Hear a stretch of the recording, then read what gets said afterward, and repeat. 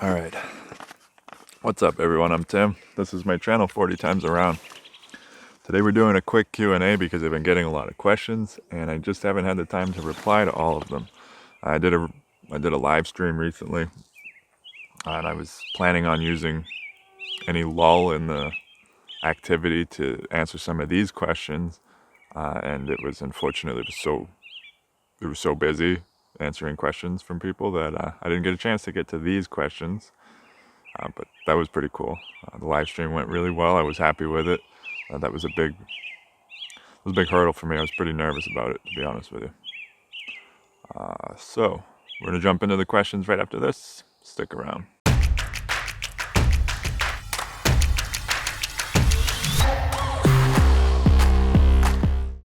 Okay, first question from Terry Glisson. Actually, a couple questions. This was in one of my recent videos. I said that I was running behind schedule, so therefore, do I have a set amount of time that I have to finish traveling by? Or am I kind of free to roam? Basically, I got a couple questions about me referring to having a schedule. And yes, I do have a schedule. Now, I'm traveling indefinitely, and I have a lot of time.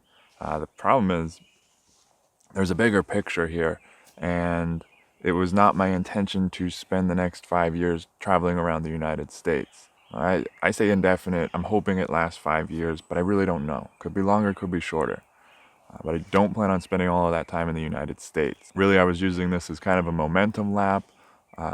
See a few things in the United States that I hadn't already seen, because I feel like I really wanted to get to know my own country before I went out and traveled the world by motorcycle. So there is a schedule because I don't have an indefinite amount of time to travel around the United States.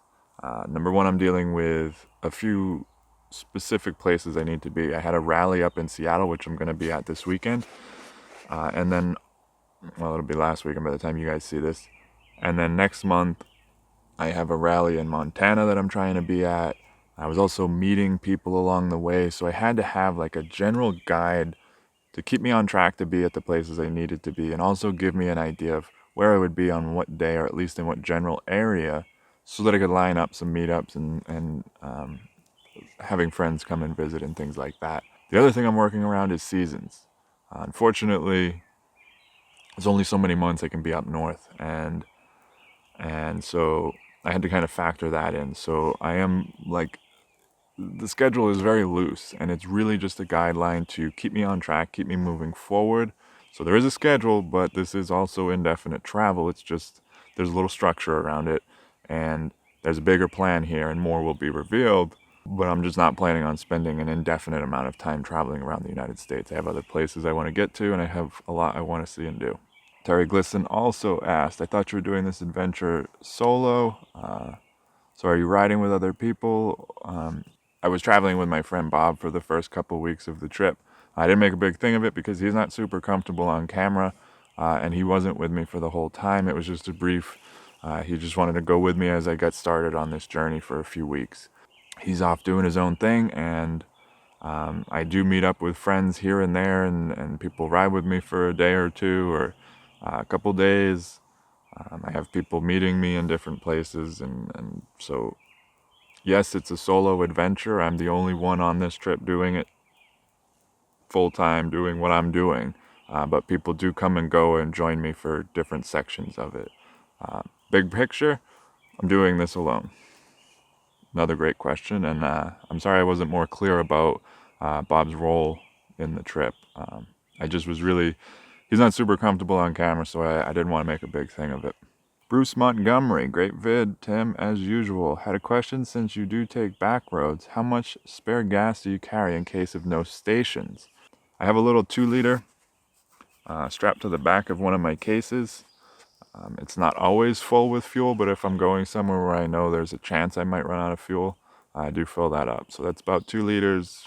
Depends on what your range is on your bike. You know, that's kind of important. If you're traveling in the United States, these mosquitoes are killing me. If you're traveling in the United States, you won't see more than 150 miles without gas, and there will always be a sign. So if you have a 200-mile range and you just never pass a gas station with less than a half a tank, you should pretty much be good all the time, but you might have a few close calls. If you have a smaller gas tank where you're only getting a 60 to 100 mile range, you should be carrying an extra couple gallons of fuel in some areas, not always. Not a couple gallons. You should be carrying an extra gallon though. All right, Bad Sport 2008. Hey Tim, hope you're doing well. I am, thank you. It'd be interesting to hear about your state of mind, how you're feeling. I'm sure there was anxiety and stress. How's that going? You've got company, but is there any loneliness? What do you feel as you fall asleep and wake up? That's a really great question. And I actually have a vlog coming out where I get into this in quite a bit more detail. As far as the anxiety and stress, that has all gone away. A lot of that anxiety and stress was around my financial situation and just the uncertainty surrounding this trip. Once I got on the road, probably after about 2 days, that all really settled down and has been great. As far as loneliness, so I am actually traveling alone now. There is a bit of a gap between real time and my most recent vlogs. Bob went home about 5 weeks ago, I think now, 4 or 5 weeks ago. So I've been alone on the road for about a month and a week. And as far as loneliness, not usually, no. There are times that like I see really cool things and I wish I had someone to share that with. But for the most part, I'm enjoying the solitude, and no, I'm not really feeling lonely. But that is a great question, and I think that's probably something a lot of people are concerned with that have never traveled alone. I think you'll find that traveling alone, you end up making a lot of friends as you go. You meet up with people, you end up riding with people for a day or two, staying at somebody's house. I've been in the last couple weeks staying with people quite a bit, and for me, I'm kind of an introvert, and socializing and interacting with new people, that takes a lot of energy for me. I have a lot of social anxiety, and so I'll get to a point where I need to go crawl in my tent somewhere out in the wilderness by myself and kind of recharge and enjoy the solitude and quiet. So not loneliness in a bad way. No. How do I feel as I fall asleep and wake up? I'm pretty consistently just very happy and content, and I feel very at home on the road. I just feel really good, really, really happy. This has been a long road to get here, and a lot of times it's very surreal, and it seems like a dream, or there's even been times where it seems too good to be true, and I'm waiting for I don't know, it just doesn't make sense that I'm even here, in spite of all the work that I've put into getting to this point. I sometimes feel like I don't deserve this. It's like too good. All right, but great questions. And like I said, I do have a vlog coming out soon where I'm going to expand on that. Ronald Caldwell would like to know how you go about finding camping areas that fit in with your trip plans, and if you use any of the campground apps on your phone. The only app that I really use to find campgrounds is freecampsites.net, and that's only when I can't find something on my own. The first thing I'll look for is a national forest or BLM land. And also, I typically don't like to go and sleep somewhere that's known online. This is just a peace of mind thing. It's not a safety thing. You should absolutely use these apps. But after a while, you start to kind of get a sense for where you can sleep and where you can't sleep. And you kind of hone in that skill of being able to find a campsite. These mosquitoes are out of control here. That's been the big frustration on this trip. It's mosquitoes and flies everywhere I go. You kind of get a sense for, oh, this dirt road looks like it might go somewhere that I can camp. And that way I'm somewhere that the people that are out Googling, where can I sleep, or they're on freecampsites.net, they're not going to stumble upon my campsite because it's not even a known place. Like where I am right now, there's known free campsites all around here. This is not one of them. I came down a dirt road pretty rough, pretty rugged, with a few fallen trees which would keep a truck or car from coming in here. And I'm tucked away at the end of this dirt road, and I really don't think anybody's going to come out here. That's just a peace of mind thing. I like to be away from people. I don't want people finding me sleeping. It just makes me sleep better, and I feel more comfortable with the situation. Okay, the Cherry Bomb asks, question for next time, do you hold the throttle way over at the end of the grip, or is that just the camera angle? Basically, when you see the camera from my helmet, you can see that my hands are all the way to the ends of the bars. That's not the camera angle, that's reality.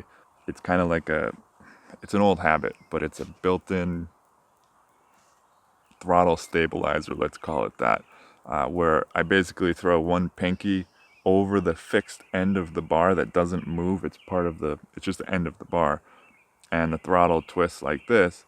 So basically, when I get it to where I want it, I just hold on. It just keeps me from like slowing down accidentally or speeding up accidentally. It helps me be a little steadier on the throttle. I don't know. It helps me relax a little. It's like turning on cruise control, but I'm not turning on cruise control, because sometimes, if you're just holding the bars and you don't realize that you're slowly letting off the throttle, and you were going 70 and now all of a sudden you're going 55, so you speed back up. For a number of reasons, that's a really bad thing. You just want to be consistent. So if you're not using cruise control, anything you can do to make yourself travel at a more consistent pace so that you're predictable to other people. It's an old habit. I just never stopped doing it. I've done it on every bike I've ever had. So that's what the wide grip is about. Richard Taylor, love your videos, Tim. Thank you, Richard. I appreciate that. You're one brave soul. I have to ask the obvious question. 68,000 miles on your bike and adding 5,000 per month. Even that wonderful BMW is going to need to be replaced before long. And unfortunately, this is not the actual comment. This is a picture of the comment, and I cut off the bottom part of it. So I'm not sure what the rest of it says. But I do happen to remember that he was kind of asking me any plans to replace this bike at any point. And my answer to that is no. That's the reason I went with BMW. And I'm not saying other bikes won't last a really, really long time, but BMW is known for that. And I'm hoping to put a couple 100,000 miles on this engine, if not more. As long as I don't crash it and I don't total it, I would pretty much just fix it and keep it running for the entire length of the trip, which was always my intention. I wanted one bike to do the whole world on. Yeah, it's got its flaws. It's not perfect for everywhere, but it can carry what I need it to carry. It gets me where I need to go. Some places might take me a little longer than somebody on a DR650, but I'll get there, and I have fun doing it. And it's reliable, and it will last. I'm not saying any other bike wouldn't, but that's why I bought this bike. 70,000 miles, and I really consider it to be just kind of broken in at this point. And I would expect easily a lot of miles out of this bike before I have to think about replacing it. So my intention with this bike was to never really consider the mileage, not think about it, and just go where I want to go and maintain it, and it should last as long as I need it to. So hopefully. I've built a real strong bond with it. Me and this bike have been through a lot together, and I hope to see many more things with this bike. Okay, flying gyros. Hi Tim, are you on the move every day, or do you set up camp in one place for a couple of days at a time? Looks like you're enjoying yourself. Alan, I am definitely enjoying myself, that is for sure. As far as being on the move every day, I don't typically camp in one spot for 2 nights in a row. I don't like leaving my camp set up and working from a base camp. I'm just concerned that my stuff's not going to be there when I get back. And the other reason I won't do 2 nights at a campsite is because I have work that I have to be getting done, so my power bank and my laptop won't get me through 2 days.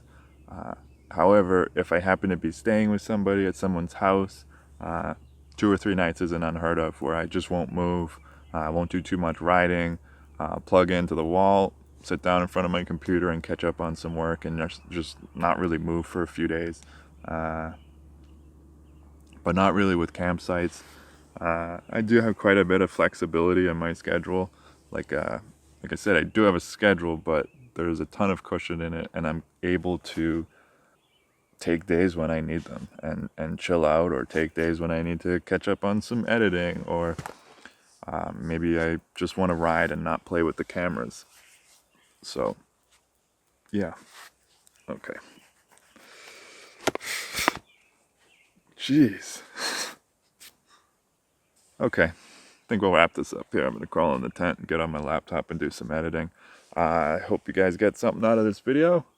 If you did, make sure to give it a thumbs up. Don't forget to subscribe and hit the bell if you haven't already. That way you don't miss anything whenever I post something new about motorcycles, camping, travel, adventure, and vlogs from my trip, which has been pretty cool. I'm really enjoying showing that side of things, because when I first started this channel, it was really more tutorials, gear reviews, tips and tricks, and things like that. I'm really enjoying sharing this side of things and showing you guys what it's like for me to be out on the road. I'm having a lot of fun with that, and I'm really enjoying sharing that with you guys. So anyways, that's it. Thanks for watching, and I'll see you guys in the next video. Ride safe.